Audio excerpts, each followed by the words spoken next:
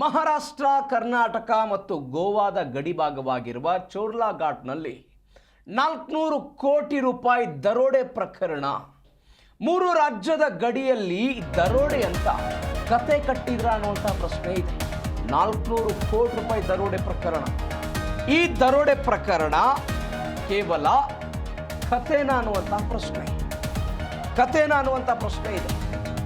ಬೆಳಗಾವಿ ಪೊಲೀಸರಿಗೆ ನಾನು ದೂರು ಕೊಡ್ತೀನಿ ಅಂತ ಹೇಳಿದ್ದವ ಇದೀಗ ನಾಪತ್ತೆ ಆಗಿದ. ದೂರು ಕೊಡ್ತೀನಿ ಅಂತ ಹೇಳಿದ ವ್ಯಕ್ತಿ ನಾಪತ್ತೆ ಆಗಿರೋದು. ಸಂದೀಪ್ ಪಾಟೀಲ್, ಕಿಶೋರ್ ಸಾಳ್ವೆ ಗ್ಯಾಂಗ್ ಬಗ್ಗೆ ಇದೀಗ ಅನುಮಾನಗಳ ಹುತ್ತ ಶುರುವಾಗಿದೆ. ಅನುಮಾನಗಳು ಕಾಡ್ತಾ ಇದೆ. ಕಿಶೋರ್ ಸಾಳ್ವೆ ಅಂಡ್ ಗ್ಯಾಂಗ್ ಅನ್ನ ಮಹಾರಾಷ್ಟ್ರ ಸರ್ಕಾರ ರಚನೆ ಮಾಡಿರುವ SIT ಇದೀಗ ಬಂಧಿಸಿದೆ. ಈವರೆಗೂ ಕೂಡ ರಾಜ್ಯದ ಪೊಲೀಸರಿಗೆ ಮಾಹಿತಿ ಇಲ್ಲ ಅಂತ ಬೆಳಗಾವಿ SP ಹೇಳಿಕೆ ಕೊಟ್ಟಿದ್ದಾರೆ. ಈವರೆಗೂ ಕೂಡ ರಾಜ್ಯದ ಪೊಲೀಸರಿಗೆ ಈ ಬಗ್ಗೆ ಮಾಹಿತಿ ಇಲ್ಲ ಅಂತ ಬೆಳಗಾವಿ ಜಿಲ್ಲಾ ಪೊಲೀಸ್ ವರಿಷ್ಠಾಧಿಕಾರಿಗಳು ಮಾಹಿತಿ ಕೊಟ್ಟಿದ್ದಾರೆ. 3 ರಾಜ್ಯದ ಗಡಿಯಲ್ಲಿ ದರೋಡೆ ಆಗಿದೆ ಅಂತ ಕತೆ ಕಟ್ಟಿದ್ರಲ್ವಾ. 400 ಕೋಟಿ ರೂಪಾಯಿ ಹಣ 2025ರ ಅಕ್ಟೋಬರ್ನಲ್ಲಿ ರದ್ದಾದ ನೋಟುಗಳನ್ನು ಹೊತ್ತೊಯ್ತಿದ್ದ 2 ಕಂಟೈನರ್ಗಳನ್ನು ದರೋಡೆ ಮಾಡಲಾಗಿದೆ ಅಂತ 2026ರಲ್ಲಿ ಬೆಳಕಿಗೆ ಬಂದಿತ್ತು. ಈ ಪ್ರಕರಣದಲ್ಲಿ ಮಹಾರಾಷ್ಟ್ರ ಸರ್ಕಾರ SITಯನ್ನು ರಚನೆ ಮಾಡಿದೆ. ರದ್ದಾದ ನೋಟುಗಳು 500 ಮತ್ತು 1000 ಮುಖಬೆಲೆಯ ನೋಟುಗಳದು. ಇದೀಗ ಈ ಪ್ರಕರಣದಲ್ಲಿ ನಾನು ಬಂದು ದೂರು ಕೊಡ್ತೀನಿ ಅಂತ ಹೇಳಿದಂಥ ವ್ಯಕ್ತಿ ಇದುವರೆಗೂ ಬಂದಿಲ್ಲ ಅಂತ ಬೆಳಗಾವಿ SP ಹೇಳ್ತಾ ಇರೋದು. ಮತ್ತೊಂದು ಕಡೆ ಮಹಾರಾಷ್ಟ್ರದ ಪೊಲೀಸರ ಜೊತೆಗೆ ಕರ್ನಾಟಕ ಪೊಲೀಸರು ಸಂಪರ್ಕದಲ್ಲಿದ್ದಾರೆ. ಬೆಳಗಾವಿ SPಗೆ ಒಂದು ಪತ್ರವನ್ನು ಬರೆದು ಮಹಾರಾಷ್ಟ್ರದ SIT ತಣ್ಣಗಾಗಿದೆ. ಬೆಳಗಾವಿ SP ಬರೆದಂತಹ ಪತ್ರಕ್ಕೂ ಕೂಡ ಯಾವುದೇ ಪ್ರತ್ಯುತ್ತರ ಇದುವರೆಗೂ ಬಂದಿಲ್ಲ. ಆರೋಪಿಗಳ ವಿಚಾರಣೆಗೂ ಕೂಡ ರಾಜ್ಯದ ಪೊಲೀಸರಿಗೆ ಅವಕಾಶ ಇಲ್ಲ.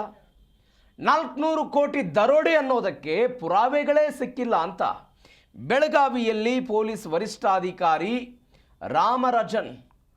ರಾಮರಾಜನ್ ಅವರು ಹೇಳಿಕೆ ಕೊಟ್ಟಿರೋದು. ಕಂಟೈನರ್ಗಳನ್ನು ದರೋಡೆ ಮಾಡಲಾಗಿದೆ ಅಂತ ಹೇಳಲಾಗಿತ್ತು. ಜನವರಿ 2026ರಲ್ಲಿ ಇದು ಬೆಳಕಿಗೆ ಬಂದಿತ್ತು. Real estate agent Sandeep Patil ಎಂಬುವರನ್ನು ಕಿಡ್ನಾಪ್ ಮಾಡಿದಾಗ ದರೋಡೆಯಿಂದ ಹಣವನ್ನು ನೀಡುವಂತೆ ಅವರ ಮೇಲೆ ಒತ್ತಡ ಹೇರಲಾಗಿತ್ತು. ಅದಾದ ನಂತರ ದೂರಿನ ಆಧಾರದ ನಂತರ ತನಿಖೆ ಆಗಿತ್ತು. ಎಲ್ಲ ಬೆಳವಣಿಗೆಗಳಾದ ನಂತರವೂ ಕೂಡ ಕರ್ನಾಟಕದ ಪೊಲೀಸರಿಗೆ ನಾನು ದೂರು ಕೊಡ್ತೀನಿ ಬೆಳಗಾವಿಯಲ್ಲಿ ಅಂತ ಹೇಳಿದಂಥ ವ್ಯಕ್ತಿ ಇದುವರೆಗೂ ಕೂಡ ಇಲ್ಲ. ಈ ಬಗ್ಗೆ ಬೆಳಗಾವಿ ಜಿಲ್ಲಾ ಪೊಲೀಸ್ ವರಿಷ್ಠಾಧಿಕಾರಿ ಕೆ ರಾಮರಾಜನ್ ಅವರು ಹೇಳಿದ್ದಾರೆ. ಕರ್ನಾಟಕದಲ್ಲಿ ಯಾರೂ ಕೂಡ ದೂರು ಕೊಟ್ಟಿಲ್ಲ, ದರೋಡೆ ನಡೆದಿದೆ ಅನ್ನೋದಕ್ಕೆ ಯಾವುದೇ ಭೌತಿಕ ಪುರಾವೆಗಳು ಲಭ್ಯವಾಗಿಲ್ಲ. ಹೀಗಾಗಿ ಇಲ್ಲಿ FIR ದಾಖಲಾಗಿಲ್ಲ ಅಂತ.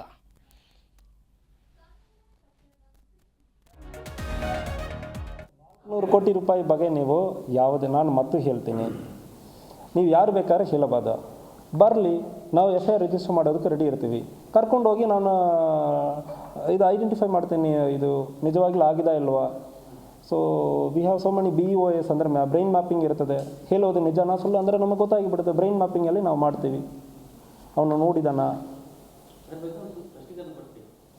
ಇಲ್ಲ, ನಾವು ಹೆಂಗೆ ಕೊಡೋಕ್ಕಾಗುತ್ತದೆ. ನಮ್ಮ ಕಡೆ ಅಕ್ಯೂಸ್ಡೇ ಅವನು ಬಂದಿಲ್ಲ. Then what can I do? Why should I do? ನಾವು ಮತ್ತೆ ಹೇಳ್ತಾ ಇದ್ದೀವಿ, ಫಸ್ಟ್ ದೂರು ಕೊಡಲಿ. ಏನು ದೂರು ಕೊಡ್ತಾರೆ ಅಂದರೆ there should be some material evidence.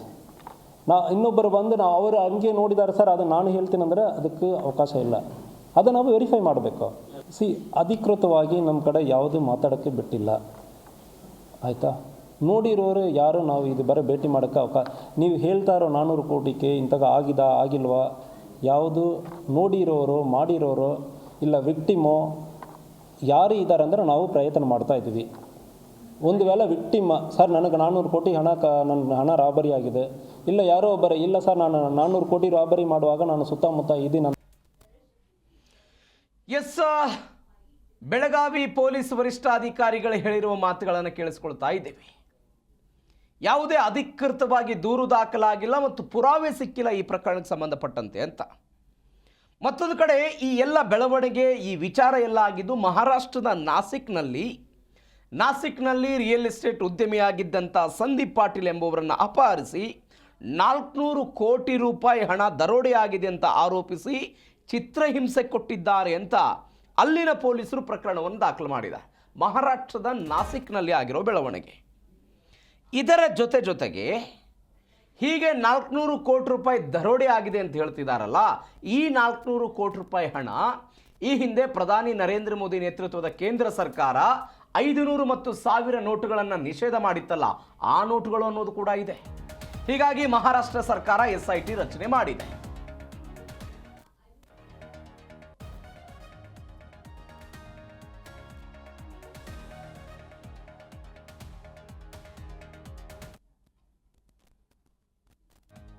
Sir ನನಗೆ 400 ಕೋಟಿ ನನ್ನ ಹಣ ರಾಬರಿ ಆಗಿದೆ. ಇಲ್ಲ ಯಾರೋ ಒಬ್ಬರು, ಇಲ್ಲ ಸರ್ ನಾನು 400 ಕೋಟಿ ರಾಬರಿ ಮಾಡುವಾಗ ನಾನು ಸುತ್ತಮುತ್ತ ಇದ್ದೀನಂದರೆ ಇಲ್ಲಿ, ಇಲ್ಲ ನನಗೆ ಇಂತಾಗ ನನಗೆ ಗೊತ್ತು ನಾನು ನೋಡಿದ್ದೀನಿ ಅಂದರೆ ಯಾರೋ ಒಬ್ಬರಿಗೆ ಹೇಳಿ FIR ಮಾಡೋಕ್ಕೆ ರೆಡಿ ಇದ್ದೀವಿ. ಸೊ 400 ಕೋಟಿ ರೂಪಾಯಿ ಬಗ್ಗೆ ನೀವು ಯಾವುದೇ, ನಾನು ಮತ್ತೆ ಹೇಳ್ತೀನಿ, ನೀವು ಯಾರು ಬೇಕಾದ್ರೆ ಹೇಳಬಾರ್ದು, ಬರಲಿ ನಾವು FIR ರಿಜಿಸ್ಟರ್ ಮಾಡೋದಕ್ಕೆ ರೆಡಿ ಇರ್ತೀವಿ. ಕರ್ಕೊಂಡೋಗಿ ನಾನು ಇದು ಐಡೆಂಟಿಫೈ ಮಾಡ್ತೀನಿ, ಇದು ನಿಜವಾಗ್ಲೂ ಆಗಿದೆ ಇಲ್ವಾ.